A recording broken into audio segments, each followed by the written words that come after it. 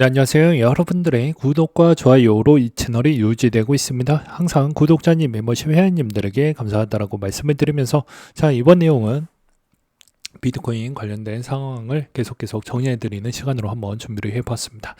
현재 가격 추이가 이제 7만 선에 이제 있는데요. 이게 여기서 이제 더 떨어질 거냐 아닐 거냐는 아직 예측하기가 상당히 어려운 구간이다라고 저는 생각이 듭니다. 왜 그러냐면 어차피 셀러 형님의 평균 단가 부분이 이미 깨져버렸기 때문입니다. 이제 76K 부분보다 더 밑에 있으니까 지금 이제 엄밀히 따지면 미실현 뭐 손실 비율가 조금 더 커졌다라고 볼 수가 있겠죠. 근데 또 셀러 형님이 추구했던 게 총 두 가지 패턴이 있습니다. 이제 NAV가 1 이하로 떨어지면 팔 수 있고, 그 다음에 자금 조달이 좀 어려워지면 팔 수 있다. 이런 이야기를 하고 있는 실정인데요. 그걸 좀 더 풀어서 설명을 드리도록 하겠습니다. 일단 첫 번째로는 전원사채 물량이 돌아오는 게 26년도 아마 제 기억이 맞으면 연말 정도 때부터 27년도 요 사이에 전원사채 물량이 들어오게 될 것입니다. 그럼 이제 두 번째 부분이 아마 승인 요건이 변동이 나오든지 아니면 진짜로 비트코인을 소액을 팔아가지고 하든지 아니면 우선주 부분을 조달을 해서 할 수 있는 방법이 여러 가지가 있기 때문에 아마도 이제 이 두 가지가 다 동일시하게 맞아 떨어져가지고 비트코인을 만약에 판다라고 하더라도 제가 보기에는 비트코인을 팔지 않을 것 같습니다. 파는 순간 나머지 어떻게 흘러갈지 여러분들은 그림이 그려지시잖아요. 그러니까 더 많이 떨어질 것으로 보여지기 때문에 아무래도 이제 주주들에게는 좀 희생을 더 강요하는 형태로 가지 않을까라고 저는 그렇게 좀 생각을 하고 있는 바가 될 것 같습니다. 그 다음으로 이제 ETF 부분에 따른 흐름을 좀 본다라고 하더라도 여전히 ETF의 자금 부분은 이제 블랙록이 조금씩은 들어와 주고 있는데 이게 한 번 들어오고 말고 하면 의미가 없다라고 이야기를 많이 했어요. 들어올 거라고 하면은 계속 연달아 못해도 한 5일 정도 순매수가 들어와야 조금 방향성이 바뀌었다 이렇게 좀 볼 수가 있을 것 같습니다. 그리고 또한 스트래티지에 따른 또 실적 발표가 있기 때문에 아무래도 실적에 따른 기대감이 별로 좋지 않을 것으로 보여지다 보니까 이 영향성은 계속 이어진다라고 보는 게 맞지 않을까 싶다라고 생각이 들어요. 그리고 이제 MSTR도 가장 중요한 부분이 이 $150 부분이 깨졌기 때문에 이제 이 구간 대비부터는 주식 기반 추이에서도 여전히 이제 좀 저렴한 구간대에 들어가고 있다라고 생각이 듭니다. 근데 이제 기간으로 따졌을 때는 이제 2월 달부터 이제 조정의 서막이 엄청나게 커져가고 있기 때문에 아무래도 이제 지금이 좀 매입하기가 좋은 조건이다라고 보기에는 좀 어려울 것 같습니다. 그 이유가 무엇이냐면요. 일단 첫 번째로는 계속 이야기를 했던 이 사스 기업들에 따른 추이가 좀 많이 내려가고 있습니다. 왜냐? 한 AI 기업이 하나에서 다 장악을 하고 다 먹어버릴 것 같다라고 하니까 나머지 프로그램을 굳이 쓸 필요성이 없다. 그리고 이제 엔트로픽에서는 이제 기존에 있었을 때 추이를 그냥 간략하게 이야기를 하게 되면 이제 기존에 학습됐던 데이터 기반에서의 도출했던 값이 정확성이 조금 떨어질 수가 있잖아요. 그러니까 개인의 PC에 있는 컴퓨터 데이터까지 끄집어 와가지고 사용을 해서 더 최적화된 데이터에 있는 답을 구차해가지고 알려준다고 합니다.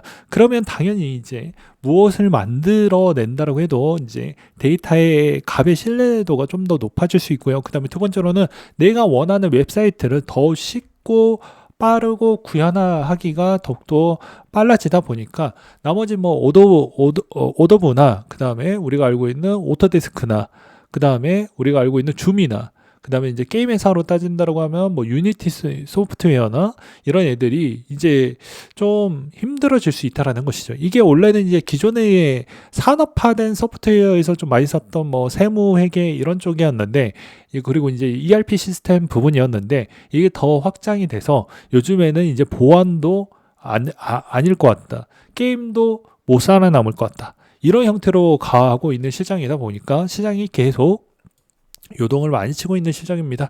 그렇다 보니까 그리고 반도체 부분도 AMD가 한 번 더 찍어 눌러 버렸기 때문에 지금은 혼돈의 시장이다. 그러니까 시기도 안 좋고 지수도 이제 버텨 주어야 해야 되는데 믿을 만한 곡선이 보여주지 않는다라는 것입니다. 이제 최근에 나스닥도 이제 주종이 나와주고 있는 실적이다 보니까 이 나스닥도 내려가면서 이제 뭐 안 좋았던 게 계속 겹치는 부분은 계속 겹치게 되거든요. 이런 점을 어떻게 이제 체력적으로 잘 극복을 해 나갈 수가 있을지가 관건이라고 보시면 될 것 같습니다. 그리고 이제 이번에 암호화폐 기업들 시장 구조법에 스테이블 코인 보상 관련된 타협안 제시안도 나와 주기도 했었는데요. 여기에서도 이런 내용들은 정책적인 큰 로드맵 부분에 초장기적으로 어떻게 흘러가고 있구나에 있는 틀만 좀 잡아둘 필요성이 있는 것입니다. 무슨 말인지 아시겠죠? 이게 이제 당장 내가 투자했던 거에 곧바로 이익을 실현을 해줄 수 있을 만한 그 정도에 있는 잿밭이냐, 그건 좀 어렵다라고 볼 수가 있을 것 같습니다. 그 다음에 이제 이렇게 좀 많이 떨어지다 보니까 마이클 버리도 여기에 이제 가담을 하고 있는데요. 이제 공매도에 이제 아주 최적화된 인물 중에 한 명이라고 볼 수가 있습니다. 이제 비트코인 죽음은 소용돌이로 심화될 수 있다. 왜 이런 이야기를 했냐면, 이제 사스 기업들에 따른 추이에서도 거의 비슷하게 이야기를 했습니다. 공매도 부분을 언급을 많이 했는데 25년도 때 언급을 했지만, 사람들은 이제 기사로만 접했을 때는 저 사람이 틀렸다 라고 이야기하지만 옵션 만기일에 따른 조건부로 걸어 놓았던 게 있습니다. 그게 언제냐면 27년도 연말인가 이렇게 잡혀져 있습니다. 제 기억이 맞다라고 하면요. 그렇기 때문에 마이클 버리가 지금 틀렸다라고 보기에는 어렵다. 그때 되어봐야지 알 수가 있다라는 것입니다. 그리고 현 시점에서도 계속 이제 힘이 빠져나가고 있는 이 모습을 보게 되면 마이클 버리가 충분히 또 가능성이 점점 높아질 수 있는 측면도 없지 않아 있다라고도 생각을 해볼 수가 있겠죠. 그 다음에 미국의 11개 중 연기금이 스트래티지 주가 하락으로 60% 손실을 좀 보여주고 있다라고 하는데요. 연기금은 이제 초장기 투자를 좋아하는 스타일이기 때문에 이런 점을 잘 참고하시길 바라겠습니다. 그리고 이제 가성비 있게 또 뽑을 만큼 수익성도 잘 냈기 때문에 연기금은 그렇게 뭐 걱정할 필요는 없다. 이제 UBS CEO가 3년에서 5년 디지털 자산 사업에 확장을 한다라고 나와져 있는데요. 이것도 이제 단계별로 진행을 한다라고 합니다. 그러니까 모든 기사는 약간 내가 심리적으로 좋아할 만한 부분을 너무 과하게 좋게 평가하는 것도 별로 좋지 않고요.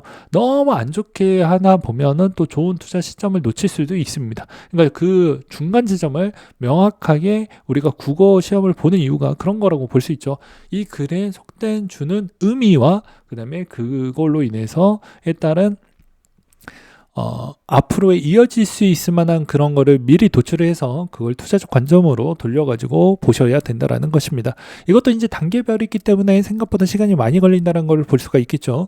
그 다음으로 이제 원체인상으로도 이번에 수익 손실 물량이 비슷해지고 있다. 바닥 임박 신호가 좀 나와주고 있다라고 하는데요.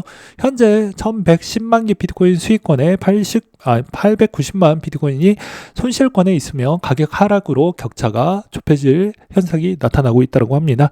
그게 22년도 11월, 20년 3월, 19년도 1월, 15년도에 동일한 현상이 있었다고 하니까 이번에도 거의 유사하지 않겠냐라는 의견들이 좀 많이 나와주고 있다고 합니다. 그 다음으로 이제 갤럭시 CEO도 이번에 좀 언급을 하기도 했었는데요. 초기 비트코인 투자자들이 사이에서 나타난 차익 실현 추구 현상이 이제 약간씩 철학에 따른 그 존보의 마음이 좀 흐트러지고 있다고 합니다. 왜냐하면 이제 과거 대비보다는 상승률도 많이 꺾였고, 그렇다고 해도 상승 그 기간도 좀 길게 가지도 못했었고, 그러다 보니까 좀 의구심이 더 많이 나와주고 있다고 볼 수가 있는 것이죠. 그리고 그렇거나 말거나 비트마인이나 이런 쪽은 더욱더 스테이킹을 계속해서 집중을 해주고 있는 모습을 볼 수가 있을 것 같고요. 이더파이 CEO도 이제 여기서도 한마디를 더 하기도 했었는데, 단기 가격 변동성과 무관하게 이더리움 네트워크에 대한 수요는 여전히 강하다라고 되어져 있습니다. 근데 이 말은 반은 맞고 반은 틀릴 수가 있겠죠. 스테이킹은 강해요. 근데 전체 TV의 예치비는 왜 많이 떨어질까요? 말 그대로 이더에 있는 가격이 너무 많이 요동을 치다 보니까 이더의 디파이 청산 부분도 일부 이루어졌다라고 볼 수도 있게 되는 것이죠. 가격에 따른 안정성이 없으면 디파이 부분에 따른 추이에서도 청산이 가능할 수 있는 부분도 존재를 하기 때문입니다. 그런 것도 우리가 좀 고려를 하면서 투자를 해야 되지 않을까라고도 생각이 들 수가 있게 되는 것이죠. 그 다음으로 이제 바이낸스에 따른 입금 추이에 따른 퍼드가 확산이 되어가고 있는데 그만큼 시장에 따른 패닉셀이 크다라고 볼 수가 있을 것 같습니다. 왜냐하면 이제 10월 10일 날 대규모 청산 시즌이 겪고 나서 대부분 트레이더 분들도 좀 많이 보수적으로 바뀌고 그래 왔던 부분인데, 이제 레버리지도 어느 정도 좀 꼈고 그러다가 어느 정도 좀 유동성도 좀 치켜 올라가고 있는 이런 정규전 종료 가운데 1분 전입니다. 오히려 이제 조금 회복하려고 할 때쯤에 또 이제 2연타로 좀 쳐맞았다라고 볼 수가 있게 되는 것이겠죠. 근데 현 시점에서는 계속 악재가 아직까지는 그 악재 있는 강도가 계속 연속적으로 이루어지고 있기 때문에 이게 악재가 마무리되었다라고 보기에는 좀 어려울 것 같습니다. 그다음에 이제 두 번째로는 현 시점에서도 이제 한 구독자님이 지금 상황에서 좀 할 수 있을 만한 방법을 좀 알려달라고 하는데, 그 내용도 한번 나중에 시간을 좀 쪼개 가지고 한번 준비를 해 드리도록 좀 하도록 하겠습니다.